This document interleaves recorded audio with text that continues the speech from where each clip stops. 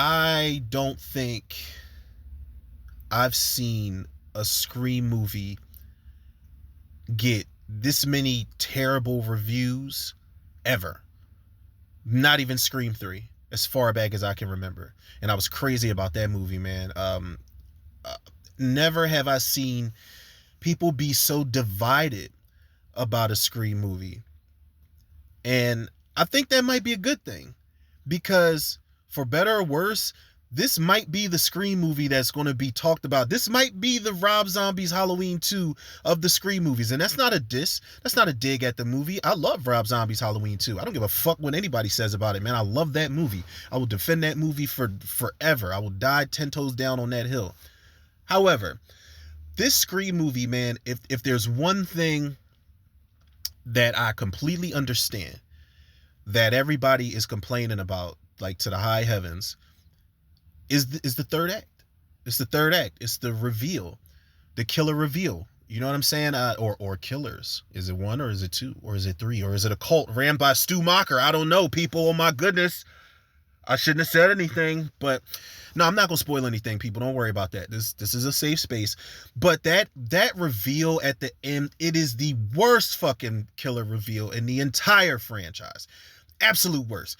I hated the reveal of Jill Roberts in Scream 4. Hated it. She was a whiny fucking brat. When she started fucking herself up, like stabbing herself, pulling her hair out, running through picture frames and throwing herself through glass tables, I was hoping she was going to kill herself at that point by mistake. Like, oops, glass shard done went through the trachea. Like, I was like, please just check out at this point, because she's annoying. You know, she's annoying as fuck.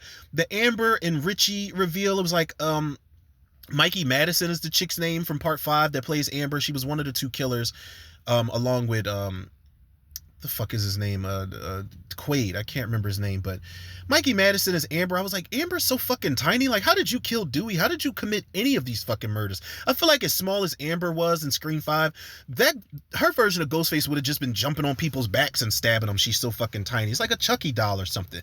But this reveal in Scream 7, the absolute worst. The motives, fucking terrible, man. I don't know like what Kevin Williamson and crew were thinking as far as the motives and the killer reveal, but it was just dumb. It's stupid. Like, it was to the point where I kept turning towards my girl at some point. I'm just like, yo, like, did I miss something? I felt like I missed a huge chunk of dialogue. Mind you, I'm sitting there locked in. The only time I wasn't really locked in was when I was eating my food or some shit. But I'm like, I'm looking at her. I'm like, yo, did I miss something? Like, so this is why they're killing people? Or is it this is why he's killing people? Or is it this is why she's killing people? I don't know. Maybe I shouldn't have said anything, people. You're going to have to watch and find out. But I'm telling you, it's awful.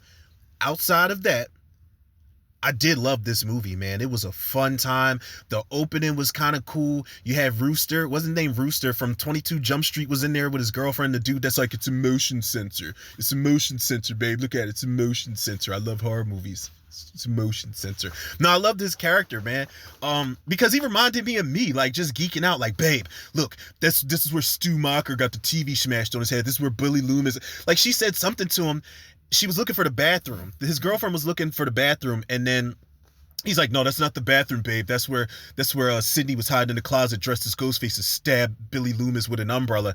And I was like, I love this shit, man. But the opening is pretty cool.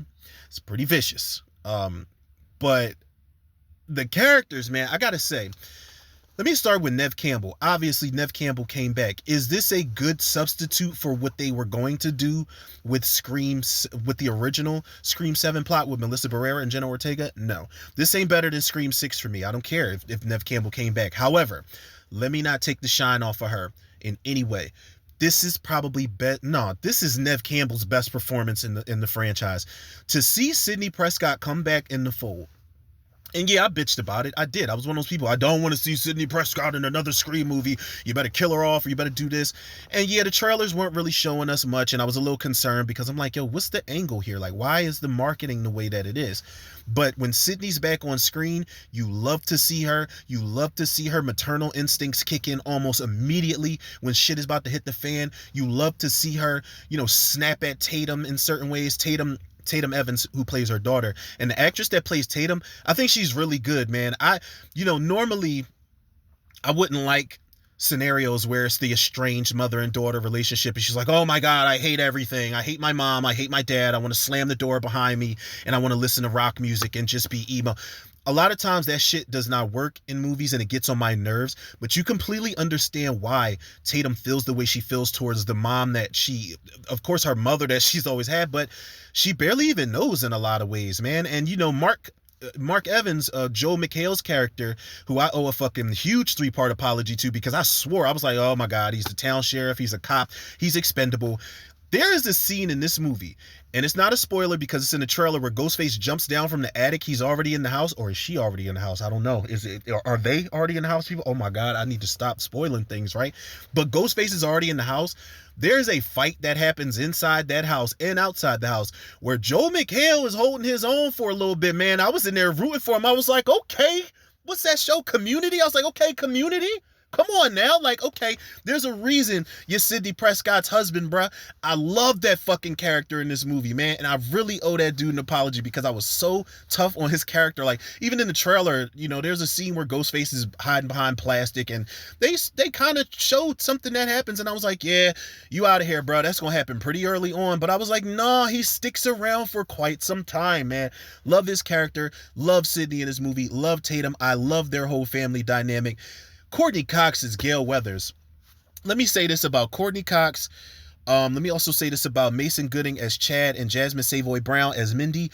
Love seeing them back. Love seeing the twins back, but they get the greatest fucking introduction or reintroduction in the series. There's a lot of best in the series, or one of the best moments in the series moments in this movie. There's a kill sequence in this movie that takes its fucking time doing it, and when it happens, it's like, oh my god, that's brutal as shit. And it happens slowly, but something happens after that where I'm like, oh, that's the icing on the cake. That is cool as shit, man.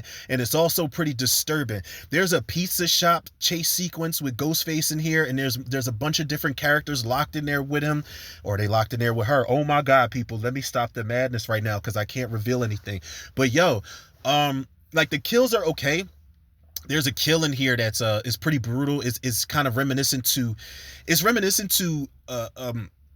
kind of like a kill that happened in Scream 4. I won't spoil which one, but it's also reminiscent to a kill in particular that happened in Hostel 2. And that's the first thing I actually thought of, as opposed to Scream 4. I was like, yo, this is very Hostel 2 right here. And it's fucked up when you think about it. Like, when you see it play out, it's like, damn, man, this is going on a little bit longer than I think the character would have wanted.